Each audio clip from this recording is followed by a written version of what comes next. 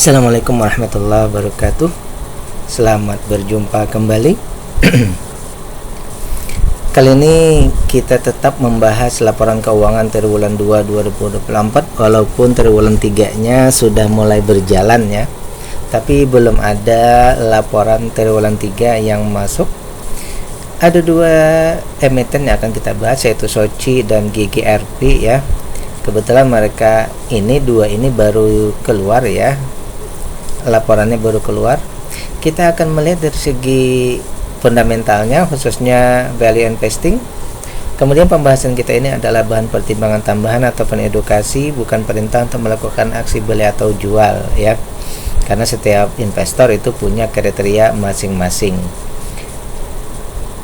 Pembahasan kita ini juga bukan untuk melebih-lebihkan ataupun menjelek-jelekkan sebuah emiten, karena kita mendasarkan kepada data yang kita dapat dari berbagai sumber ya.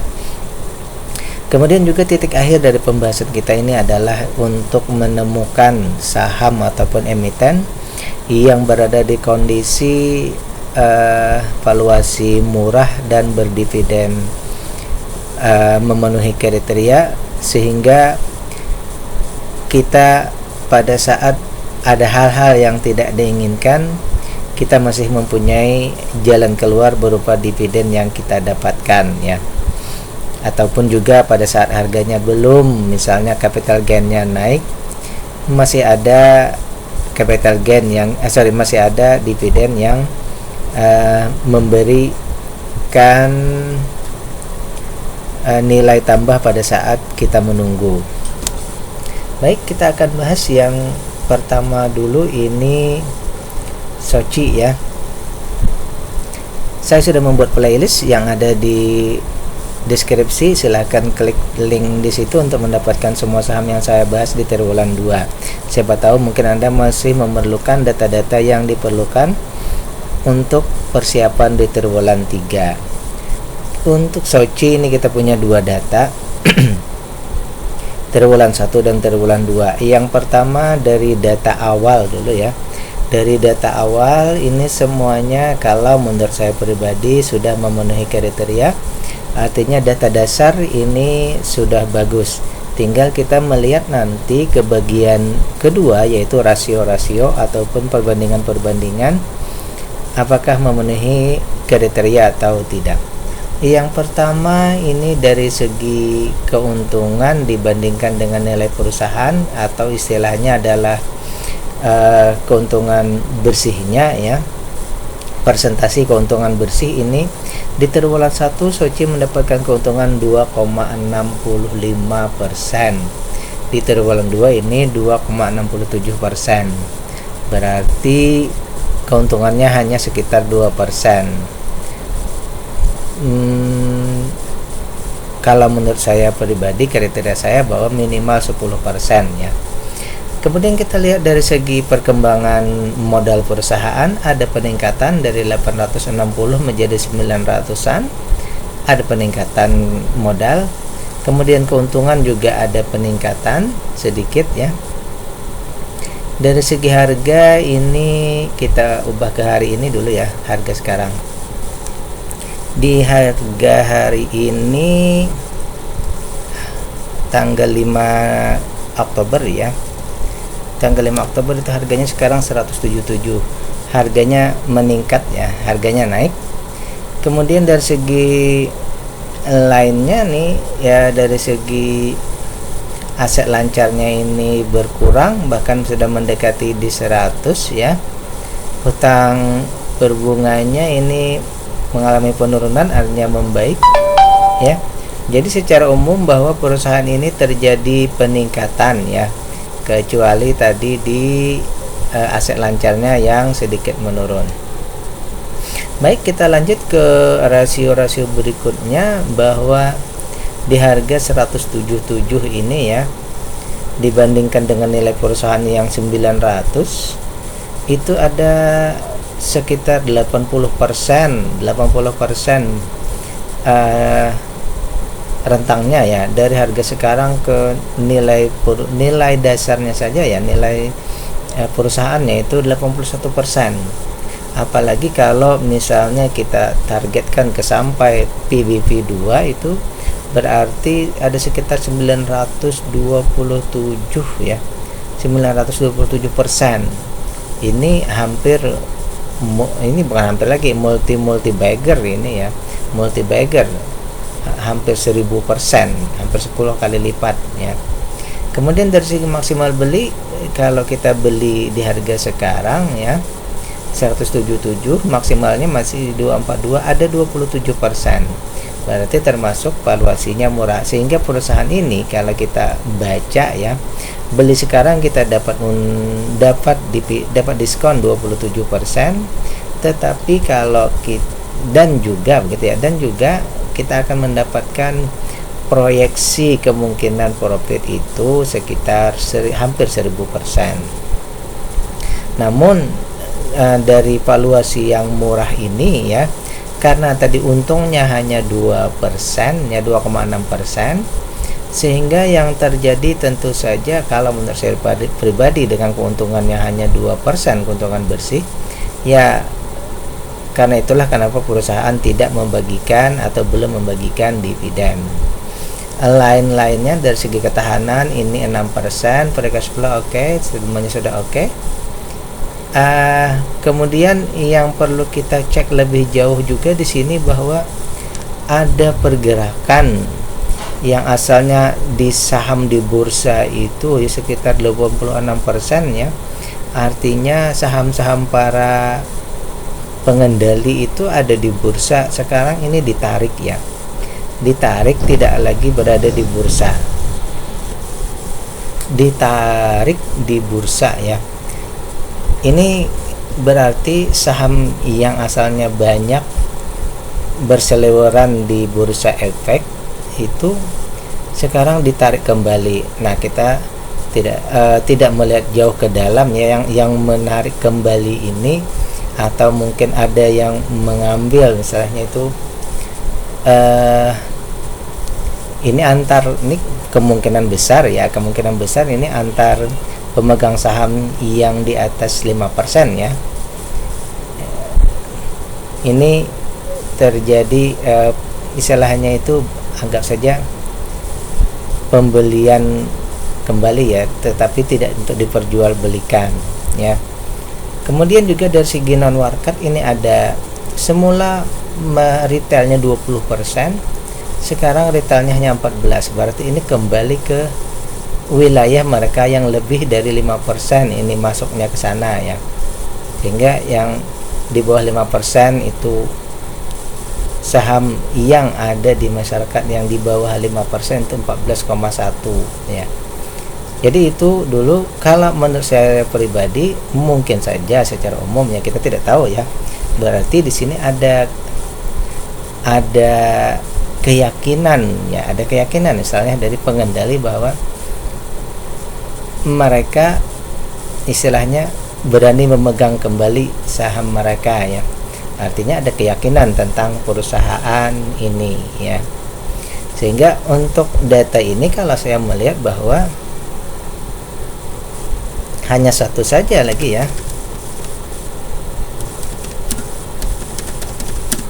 Satu saja yang perlu dicek lagi, bahwa perusahaan membagikan bukan ini ya, ada dua ya. Tadi kan keuntungannya hanya 2%, berarti ini ya, dua saja concern kita selanjutnya, bahwa yang pertama IPS-nya naik sampai di atas 10%, maka ini akan sangat luar biasa lagi ya. Yang kedua tentu saja nanti dividennya yang ada ya. Kalau itu sudah memenuhi kriteria, maka ini sangat bagus untuk kita koleksi, istilahnya seperti itu ya kalau menurut saya pribadi.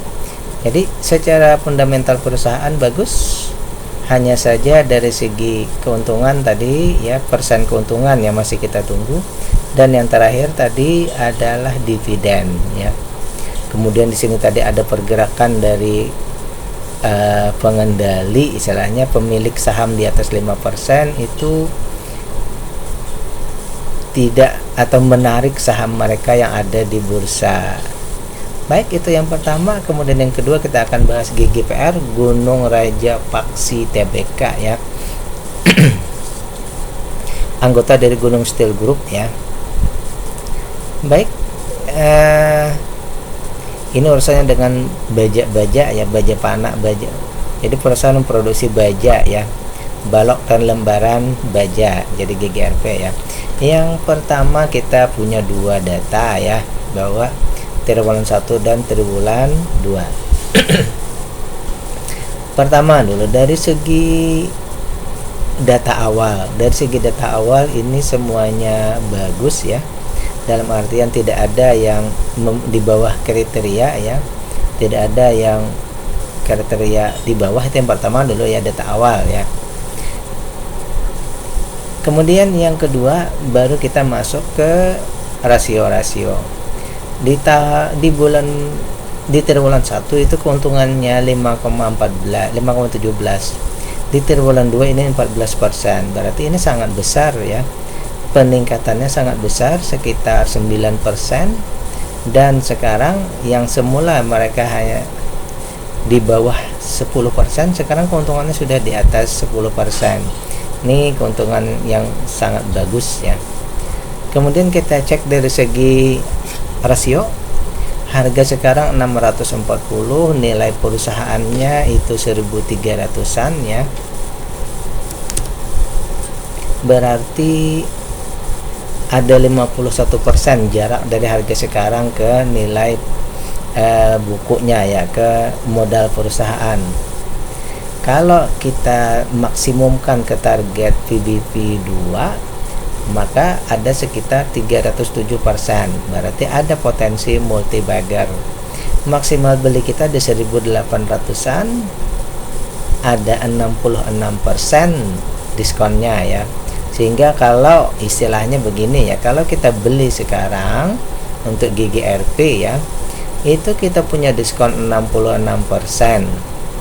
Kemudian kita punya proyeksi potensi bagger itu di 307%. Namun mungkin saja ya, pertama dulu ya, bahwa di triwulan 1 ini dibandingkan triwulan 2 ya, di saat triwulan 1 ini kan perusahaan belum membagikan dividen. Mungkin saja nanti ada, mudah-mudahan ke depan ini ya, perusahaan bisa membagikan dividen karena untungnya sudah 14%. Sekarang waktu pembahasan awal itu kan baru 5,19.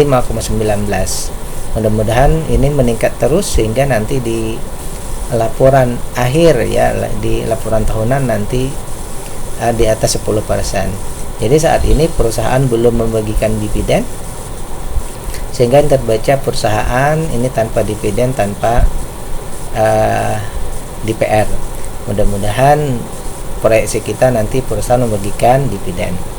Kemudian dari segi selanjutnya, dari segi ketahanan perusahaan, ini perusahaan sudah untung hampir 5%, namun masih dalam kategori di bawah ya.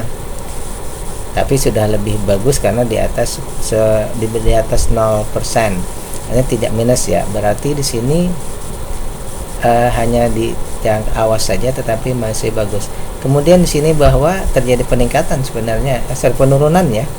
Sebelumnya di triwulan 1 itu mereka Rp91, berarti itu mungkin di atas, mungkin di sekitar 6%-an ya. Sekarang di Rp65, berarti 45%. Berarti ada penurunan untuk free cash flow. Dari aset lancar dan lain-lain aman. Kemudian tadi ya, bahwa untuk GGRP ini ya, berbanding terbalik dengan dengan Soci yang pengendali ini menarik saham mereka. Untuk GGRP ini semula saham yang ada di bursa itu 48% saja, sekarang naik jadi 67%.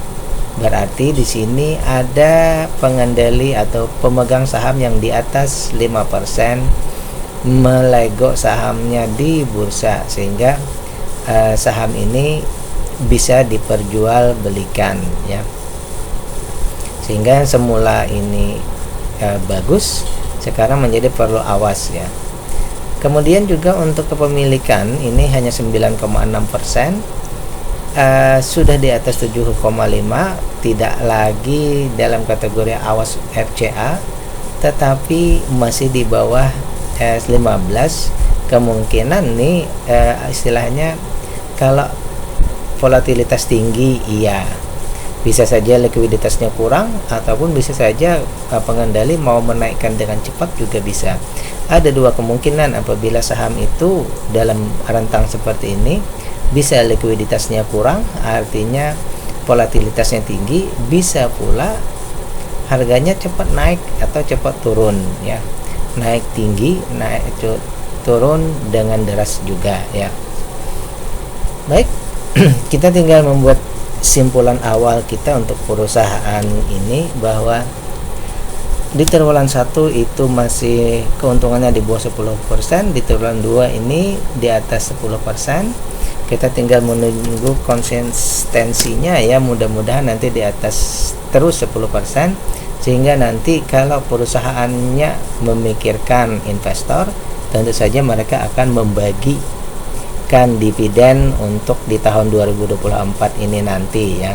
Kita tunggu lagi untuk kedepannya, mudah-mudahan bisa ada dividen. Itu yang pertama. Yang kedua, free cash flow-nya ini ya, saya tidak menulis ya. Berarti di sini dividen ya, dividen. Tunggu menunggu. Yang kedua, karena ada tadi penurunan dari free cash flow, mudah-mudahan untuk di triwulan berikutnya ini free cash flow-nya tidak menurun. Jadi saya tulis saja di sini. Kenapa? Karena nanti kita akan cek lagi apakah dia menurun lagi. Karena dari 91 turun jadi 65 itu hampir 30% turunnya ya. Free cash flow-nya ya. Kemudian untuk masalah retail tadi juga bisa ya. Cuma ini hanya sekedar ditulis saja ya. Cuma yang jadi pemikiran mendasar kita untuk saham ini adalah yang pertama, di fokus kita nanti adalah ke dividen karena keuntungannya sudah membesar tadi. Yang kedua, free cash flow-nya karena dia tadi terjadi penurunan, kita cek lagi, mudah-mudahan di triwulan berikutnya membaik. Dan free cash flow ini adalah TTM, artinya setahun terakhir ya, bukan annualized, tapi ini TTM, artinya di setahun terakhir memang segitu. Nah, itu kita perhatikan lebih jauh ya. Terakhir, yang paling penting untuk saham ini adalah Bursa Efek itu memberikan tato, yaitu ekuitas dalam pemantauan atau X. Nah, ini pula ya concern kita. Mudah-mudahan nanti perbaikannya bahwa di fundamental terjadi perbaikan dan tato ini juga hilang. Selama tato ini belum hilang, maka tentu saja kita tetap harus memperhatikan lebih jauh lagi sampai tatonya ini ekuitas dalam pemantauan hilang. Demikian pembahasan kita untuk dua, yaitu SOCI dan GGRP. Mudah-mudahan bisa memberikan manfaat. Bila taufik wal hidayah. Assalamualaikum warahmatullahi wabarakatuh.